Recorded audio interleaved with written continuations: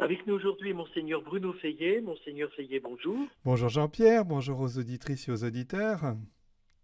Alors nous sommes en ce vendredi à la veille d'une cérémonie importante qui va avoir lieu demain soir à la Pentecôte. Que va-t-il se passer exactement? Alors, oui, demain soir à Neuvisi, donc c'est le lieu du pèlerinage marial dans notre diocèse, et nous allons vivre les vigiles de la Pentecôte à Neuvisi même, en retransmis par RCF comme il se doit. Merci Jean-Pierre et à toutes les équipes ici.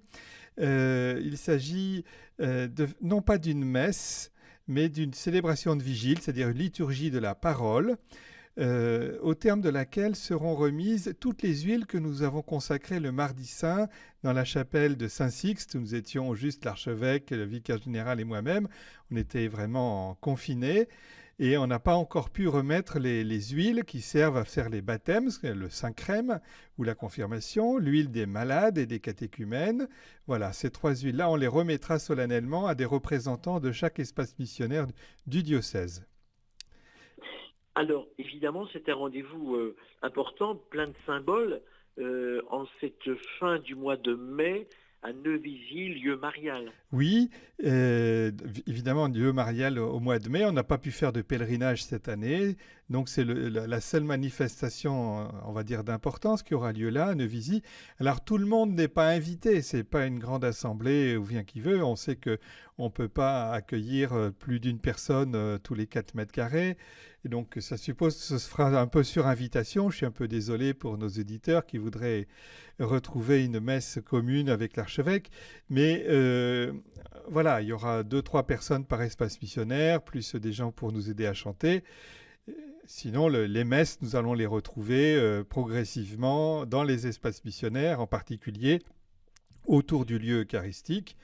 Cette semaine, je crois que tous les prêtres responsables ont organisé leur lieu, récupéré du gel, affiché les consignes de sécurité nécessaires pour que nous puissions vivre de manière responsable, mais enfin ensemble, ces liturgies eucharistiques qui nous font tant de bien, parce que ce n'est pas simplement la communion, mais c'est aussi le rassemblement des chrétiens qui fait que nous sommes une Église.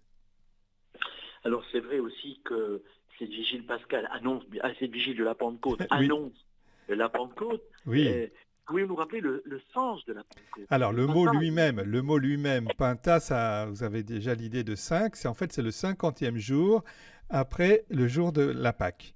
Et c'est une grande fête dans la liturgie juive et simultanément c'est une fête chez nous puisque c'est le jour de la Pentecôte que l'Esprit Saint a été donné aux premiers chrétiens, on va dire ça comme ça, aux apôtres, à la Vierge Marie qui était au milieu d'eux, peut-être quelques autres, on ne sait pas. Mais en tout cas, c'est ce jour-là qu'ils ont reçu l'Esprit de Dieu et qui a fait de l'Église, parce que l'Église est l'anniversaire de l'Église, l'anniversaire de la naissance de l'Église, c'est le jour de la Pentecôte, et à partir de là, ils se sont mis à faire comme Jésus.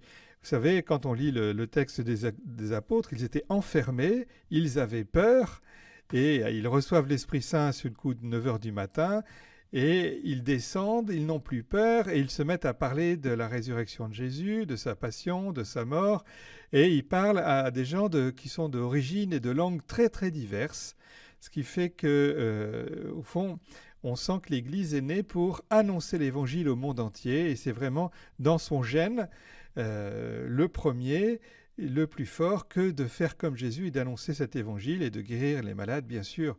Et voilà, c'est pour ça qu'on a remis dans notre organisation diocésaine le terme de mission à l'honneur. Il y a des espaces missionnaires et nous devons faire des missions, aller vers les gens. Et cet esprit nous apprend à parler, l'Esprit Saint, il nous apprend à parler la langue des gens.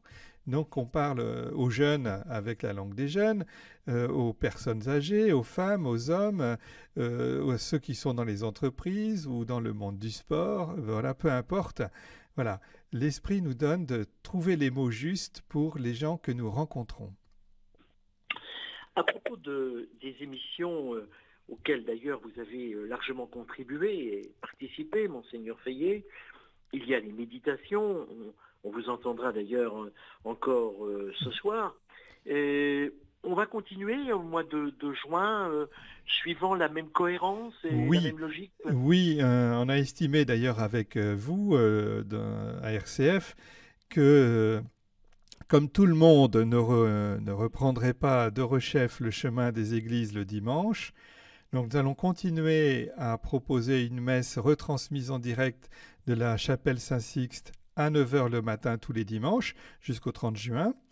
Et en même temps, nous allons poursuivre ces temps de méditation catéchétique tous les soirs à 19h10 pour l'ensemble du diocèse, parce qu'on sait que tout le monde ne va pas sortir, d'une part, et d'autre part, nous avons de bons retours de ces temps où pas seulement l'archevêque ou moi-même, mais des chrétiens, des prêtres de tout le diocèse ont proposé leur propre méditation et je trouve extrêmement heureux, pour ne pas dire important, que les auditeurs s'aperçoivent que la foi peut être partagée par des gens très divers du moment qu'ils sont baptisés, confirmés, ils sont tous habilités à parler de la foi. C'est ça l'Église, c'est nous tous, c'est pas simplement quelques-uns qui auraient été ordonnés. Hein. Moi-même, j'ai eu des professeurs qui étaient des femmes, des religieuses, voilà, très très bien.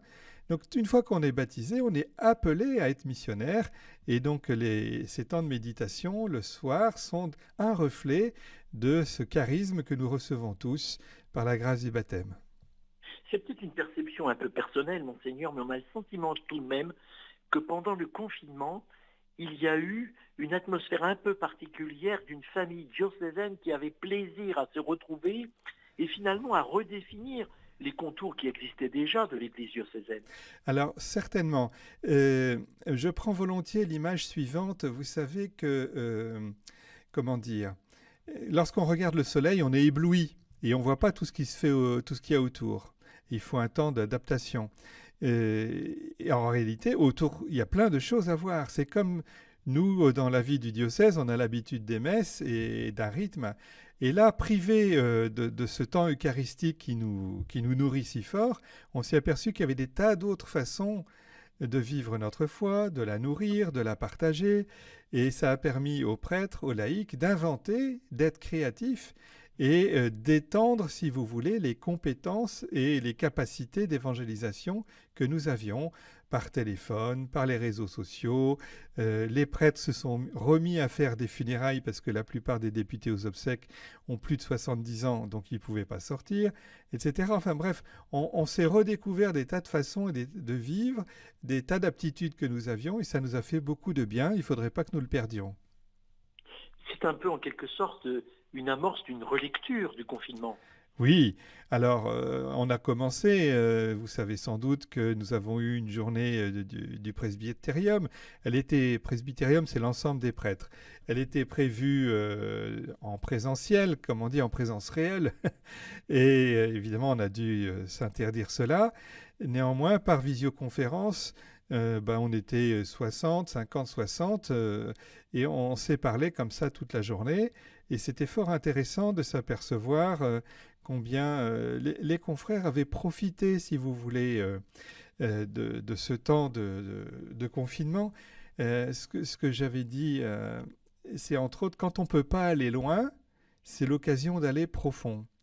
Et en termes de spiritualité, beaucoup ont approfondi cette vie intime avec Dieu, soit en le partageant avec un ou deux confrères, soit en le vivant chez eux, mais ça a été une occasion de profondeur spirituelle et puis de redécouvrir d'autres facettes du ministère. Oui, ça a été très heureux. Alors ça, c'est une relecture qu'on a fait dans le diocèse, d'autant plus que les prêtres et l'archevêque, nous ne nous sommes pas perdus de vue. On a eu plusieurs visioconférences avec les responsables des espaces 2 fois par semaine. On ne se voyait pas autant quand il n'y avait pas le confinement. Donc finalement, ça a donné des idées et peut-être qu'on gardera quelques réflexes de ce type de réunion assez souples qui ne prennent pas tant de temps que cela puisqu'il n'y a pas les transports, ça coûte moins cher et on peut faire des choses assez efficaces. On a beaucoup à recevoir là. Merci en tout cas, monseigneur Bruno Fayet, d'avoir été avec nous. On vous retrouve d'ailleurs à 9 heures le jour de la Pentecôte pour la Oui, c'est célébration de la exact, je messe serai parmi vous. à, à la chapelle de la Maison Saint-Sixte avec beaucoup de plaisir. Et donc, à très très bientôt sur RCF. À Au très revoir. bientôt. Au revoir.